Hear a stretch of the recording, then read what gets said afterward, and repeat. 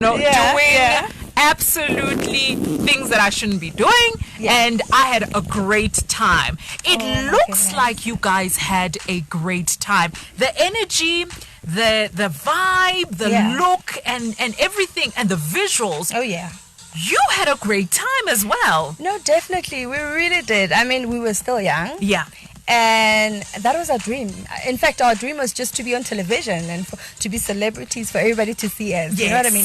So for us, it was like a woo-ha moment. Like, oh my goodness, this is it. Happening. Like, this is finally happening. Yeah. So we really did have a great time. I mean, we traveled from one place to another all you over traveled SA. The world as well. You know, so we had a lot of, gigs. We had a lot of fans. Yeah. So that to us, as someone as young as we were, it was exciting.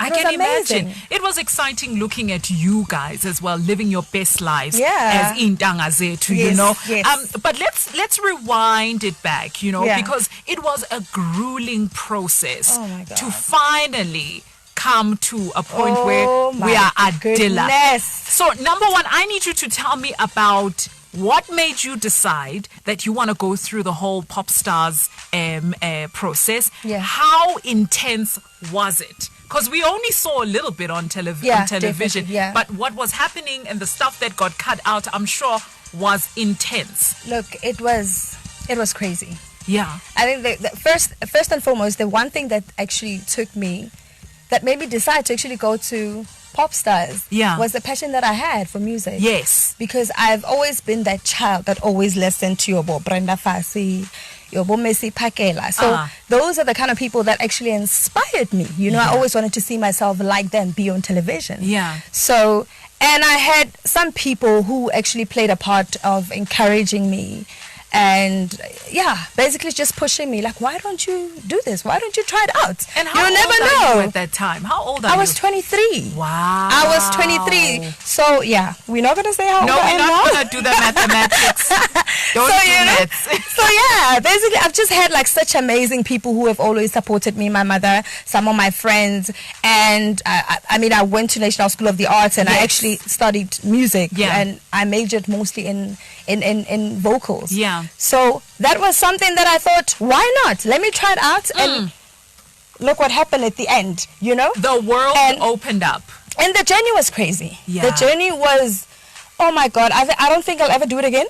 but it has, like, it gave me a different perspective of what it actually means to be in the industry. Yeah. You know, because we were taught a lot of things. Yeah. Of how to carry ourselves. Yeah. And what it actually meant to be a so-called role model. Yeah. You know, and that music is a business. Yeah. It is not just about being on stage and going on and it's not about that. And that, no, it's not actually about that. It's a business. Yeah. So we learned that along the way, as hard as it was, but eventually, we ended up being the winners. Like, hey. Adila was born. And it was a bunch of individuals that had individual dreams and goals and visions. Yes. But then for that setup, you had to come together. Oh, yes. And you had to work together. Oh, yes. Now, there's a lot of ups and downs when it comes to different visions coming together and forming this mega super group, you know.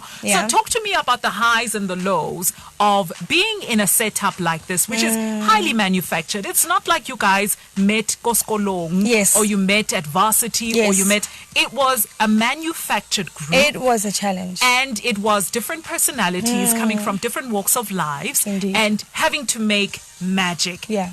And you must have butted heads. And you must have had some highs and some lows. Look, we used to have a lot of fights because from different backgrounds, different visions and dreams. It was crazy. There were times where we all knew that we were actually fighting for one goal.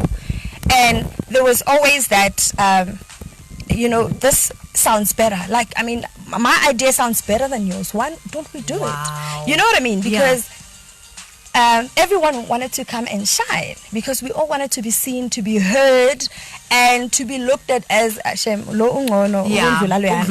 So it was It was challenging. It was so hard, especially for someone like myself who is actually an only child. And I was raised nafela kutlung. You know what I mean?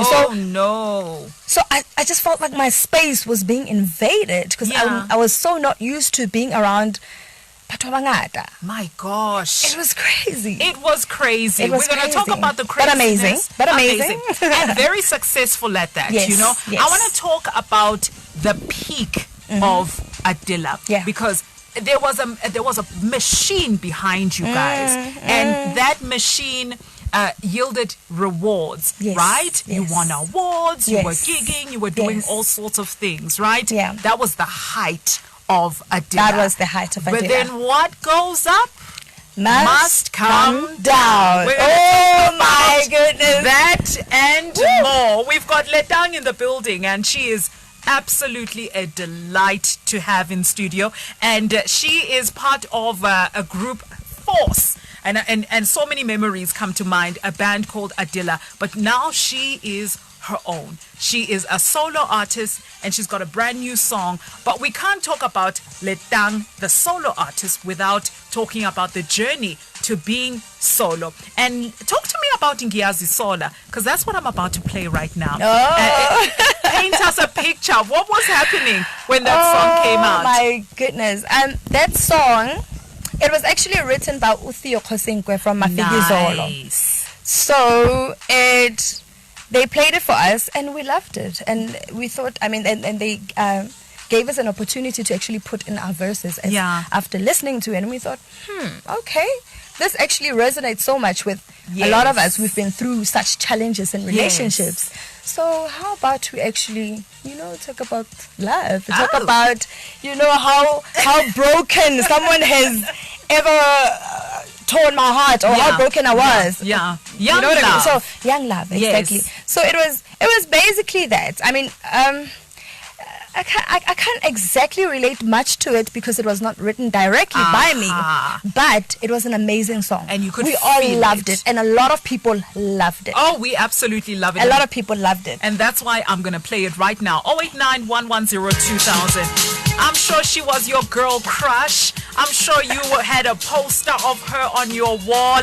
She's here. You can call and chat to her. Maybe Mshele. Take your chance. She says, Aibo.